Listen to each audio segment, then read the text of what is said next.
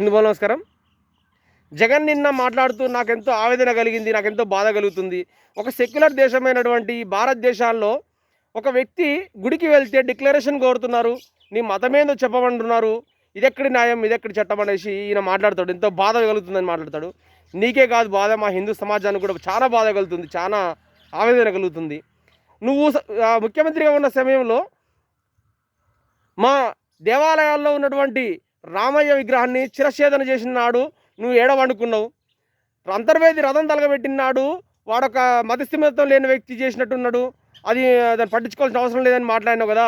ఆయన నీకు ఈ సెక్యులరిజం అనేది గుర్తు రాలేదా? తిరుమల మెట్ల మార్గాన్ని మొత్తం ధ్వంసం చేసి అక్కడ కొన్ని మండపాలు ఉంటాయి, మండపాలు మొత్తం ధ్వంసం చేసి పైన లడ్డు ప్రసాదంలో ఆవు నెయ్యికి బదులు ఆవు కొవ్వు, పంది కొవ్వు, చేప కొవ్వు లాంటి ఇటువంటి అపవిత్రం జరిగిన నాడు నువ్వు ఏడమనుకున్నావు. ఇవాళ అవపడలేదా సెక్యులరిజం? అవాళ హిందువుల మనోభావాలు దెబ్బతింటే అనిపించలేదా? నీ కమిషన్ కక్కుర్తి కోసం హిందువుల మనోభావాలతో అలా ఆడుకున్నావు.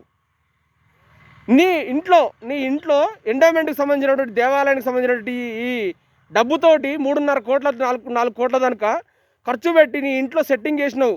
తిరుమల సెట్టింగ్ చేసి ఆ వేద పండితులు నీకు ఒక ప్రసాదం పెడితే, మీ భార్య భారతికి ప్రసాదం పెడితే దాన్ని తీసుకుపోయి చెత్తకుండీలో వేసినాడు. వాళ్ళు అవపడలేదా నీకు ఈ సెక్యులరిజం? అత్యధిక హిందూ మెజార్టీగా ఉన్నటువంటి రాష్ట్రంలో ఒక క్రైస్తవుని ముఖ్యమంత్రి చేసిర్రు. అయినా కానీ దాన్ని కాపాడాలి, హిందూ సమాజాన్ని కాపాడాలని ఒక కొంత ఇంకిత జ్ఞానం లేకుండా నువ్వు వాళ్ళు ప్రవర్తించినావు కదా. వాళ్ళు అవపడలేదా నీకు సెక్యులరిజం? నిన్ను గుడికి రానివ్వలేదు అని అంటే నువ్వు ఒక క్రైస్తవుడు కాబట్టి కదా నిన్ను గుడికి రానివ్వండి. నీకు అక్కడేం పని? నువ్వు చర్చికి వెళ్ళాలి కదా. నా గుడిలో నీకేం పని? నువ్వు ఇంత అపవిత్రం చేసినాక కూడా మేము డిక్లరేషన్ అడగకపోతే ఇంకేం అడుగుతారు? ఈయనకు బాధ కలుగుతుంది మాట్లాడతాడు. అలా నీకేంద్రాపై బాధ? మాకు లేదా బాధ? మీరు మీ చర్చిలలో ఇదే విధంగా జరిగితే ఊకుంటారా? ఒక మసీదులో జరిగితే ఊకుంటారా? మసీదులో చేసిన అనువరన్నా చేస్తే ఒకటి పండ పెట్టి దొక్కుతారు. అక్కడనే హిందువులు ఒక్కరు చిలకరగా కనబడుతున్నారని నువ్వు ఈ పని చేస్తున్నావు.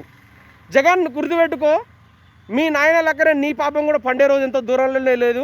నువ్వు డిక్లరేషన్కి ఇంత ఇస్తున్నావు నువ్వు. కాబట్టి గుర్తుపెట్టుకో, చాలా జాగ్రత్త పడు నువ్వు. హిందూ సమాజమా ఇక్కడైనా మేలుకొని ఇటువంటి దొంగల నుంచి హిందూ ధర్మాన్ని, హిందూ దేవాలయాల్ని పరిరక్షించుకునే పని మనమే చేపట్టుకోవాలి. ఈ సెక్యులరిజం అంటుంది కదా, ఈ సెక్యులర్ దేశం అంటుంది కదా. అరే హౌలేగా, సెక్యులరిజం అనేది మధ్యలో చొప్పించారు ఈ రాజ్యాంగంలో. ఓన్లీ దేశమే సెక్యులరిజం, కానీ హిందూ దేవాలయాలు సెక్యులర్కి సంబంధించినట్టు కావు. హిందూ ధర్మం సెక్యులర్ కాదు. మాకు సెక్యులర్ అనే పదం అవసరం లేదు. ఎందుకంటే మేము ఎవరి జోలికి పోము, కానీ మా జోలికి వస్తే వాటికి తాడా తీస్తాం, ఊరుకునే సమస్య లేదు. హిందువులారా ఇకనైనా మేలుకుంటారనేసి నా ఇచ్చిన ప్రయత్నం. మేలుకొని ఇటువంటి ఎదవల్ని గద్దెనెక్కనివ్వకుండా మన ధర్మాన్ని కాపాడుకుంటారనేసి, ఓటు అనే రూపంలో మన ధర్మం కోసం, దేశం కోసం పనిచేసే వాళ్ళకి ఓట్లేసి గెలిపించుకుంటారనేసి, మన ధర్మాన్ని కాపాడుకుంటారనేసి నా ఈ చిన్న ప్రయత్నం. నిద్రపోతున్నటువంటి హిందూ సెక్యులరిజం పేరుతోటి నిద్రపోతున్నటువంటి హిందూ సమాజాన్ని మేలుకొల్తారని నా ఈ చిన్న ప్రయత్నం. జై హింద్.